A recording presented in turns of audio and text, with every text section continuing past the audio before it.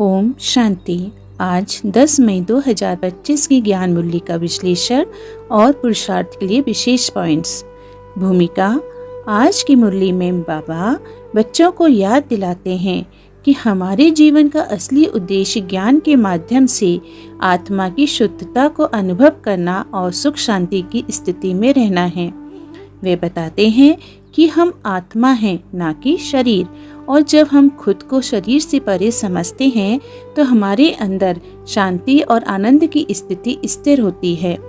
बाप दादा यह भी कहते हैं कि मनसा, वाचा और कर्मणा में शुद्धता बनाए रखना अत्यंत महत्वपूर्ण है, ताकि हम किसी को भी दुख न दें और अपनी आत्मिक स्थिति में सुदृढ़ बने रहें। स्वर्ग के गेट पर खड़ा होने का अर्थ है कि हम अपनी अवस्था को सही दिशा में लेकर स्वर्ग की ओर अग्रसर हो रहे हैं। बाबा के अनुसार भक्ति मार्ग में लोग दुख तकलीफों से गुजरते हैं, लेकिन ज्ञान मार्ग में हम उस शुद्ध सुख का अनुभव करते हैं जो स्वर्ग में है। विस्तार से विश्लेषण। पहला, ज्ञान और सुख की अवस्था। बाबा कहते हैं कि यदि हम ज्ञान के पॉइंट्स को अपनी दिनचर्या में अपनाएंगे तो हम शांति और आनंद में रहेंगे। स्वर्ग के गेट पर खड़ा होना यानी आत्मा की शुद्धता और ज्ञान के पथ पर चलने का प्रतीक है। यह स्थिति हमें आत्मिक उन्नति की ओर ले जाती है और हमें शांति का अनुभव कराती है।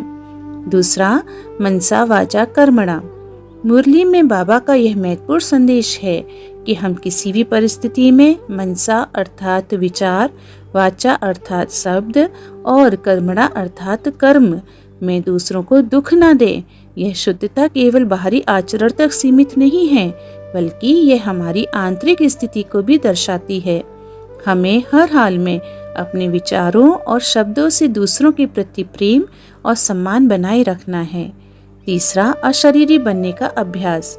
बाबा का एक अत्यंत महत्वपूर्ण निर्देश यह है कि हमें अपने शरीर से परे आत्मा के रूप में अपनी पहचान स्थापित करनी है। यह अभ्यास हमें शांति और संतुलन बनाए रखने में मदद करता है। जब हम अपनी असली आत्मिक पहचान के साथ जुड़ते हैं तो हमारी शांति की स्थिति सशक्त होती है और हम भौतिक दुनिया की तमाम परेशानियों से परे रहते हैं। चौथा, स्वर्ग और भक्ति का अंतर। बाबा ने आज यह स्पष्ट किया है कि भक्ति के मार्ग में लोग दुख संतापों से गुजरते हैं, लेकिन ज्ञान मार्ग पर चलकर हम मुक्ति की ओर बढ़ते हैं। स्वर्ग का स्थान ज्ञान की पवित्रता में ही है, जहां आत्मा शुद्ध रहती है। इसलिए हमें भक्ति के बजाय ज्ञान का मार्ग चुनना चाहिए, जो सच्चे सुख और शांति की ओर ले जाता है। पुरुषार्थ के लिए विशेष पॉइंट्स। पहला, अशरीरी बनने का अभ्यास। हर दिन खुद को शरीर से परे आत्मा के रूप में पहचाने। यह अभ्यास हमारी आत्मिक शक्ति को जागृत करता है और हम किसी भी भौतिक स्थिति में शांति बनाए रख सकते हैं। दूसरा, दूसरों को कभी भी दुख न देना। मनसा वाचा और कर्मणा में इस बात का ध्यान रखें कि हमारे किसी भी शब्द या कर्म से दूसरे व्यक्ति को दुख ना हो।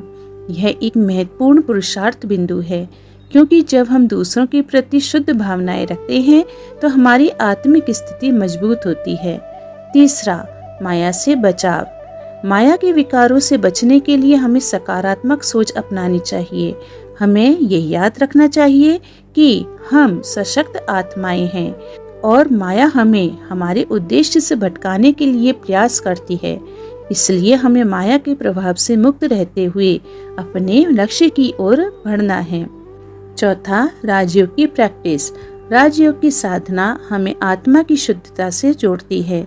जब हम बाबा के साथ संपर्क में रहते हैं और राजयोग की गहराई में उतरते हैं तो हमारी मानसिक स्थिति संतुलित और शक्ति से भरपूर होती है। स्वचिंतन पॉइंट्स। पहला, आज के दिन मैंने किस हद तक शांति और संतुलन में बिताया। अपने शब्दों, विचारों और कर्मों का निरीक्षण करें। क्या मैं अपनी दिनचर्या में शांति बनाए रखने में सफल रहा हूँ? दूसरा, क्या मैंने अपने आसपास के लोगों को शांति और प्रेम देने की कोशिश की? यदि किसी से बात करते समय मैंने उनका मन शांत और खुश रखने का प्रयास किया है तो यह आत्मिक शांति की ओर बढ़ने का एक महत्वपूर्ण कदम है। तीसरा, क्या मैंने अशरीरी बनने का अभ्यास किया है? आज मैंने खुद को शरीर से परे आत्मा के रूप में कितनी बार महसूस किया? क्या मैं भौतिक रूप से आने वाली परेशानियों को आत्मिक दृष्टिकोण से देख पाया? चौथा, माया के प्रभाव से बचने के लिए मैंने क्या कदम उठाए? आज माया के किसी भी विकार से बचने के लिए मैंने मानसिक रूप से क्या उपाय किया? क्या मैंने अपने मन को सकारात्मक और शुद्ध रखने की कोशिश की? पांचवा, राजयोग में गहरी स्थितियों को साधने में मैंने कितनी मेहनत की? क्या मैंने आज बाबा से जुड़े रहने के लिए अपने राजयोग अभ्यास में नियमितता बनाए रखी? क्या मैंने अपनी सोच को सही दिशा दी और आत्मा की शक्ति का अनुभव किया? आज का वरदान, माया के रॉयल बंधनों से मुक्त आत्मिक स्थिति से परिपूर्ण दुनिया जीतें। यह वरदान हमें यह सिखाता है कि जब हम माया से मुक्त रहते हैं और अपनी आत्मिक स्थिति को पहचानते हैं तो हम किसी भी परिस्थितियों में स्थिर और संतुलित रहते हैं। हमारे जीवन में कोई भी चुनौती हमें विचलित नहीं कर सकती क्योंकि हम बाबा के साथ मजबूत योग में रहते हैं। मुरली से संदेश। आज की मुरली बाबा द्वारा बच्चों को दिया गया अत्यंत महत्वपूर्ण उपदेश है। यह मुरली हमें अपने जीवन में शांति और संतुलन बनाए रखने के लिए कई महत्वपूर्ण मार्गदर्शन प्रदान करती है।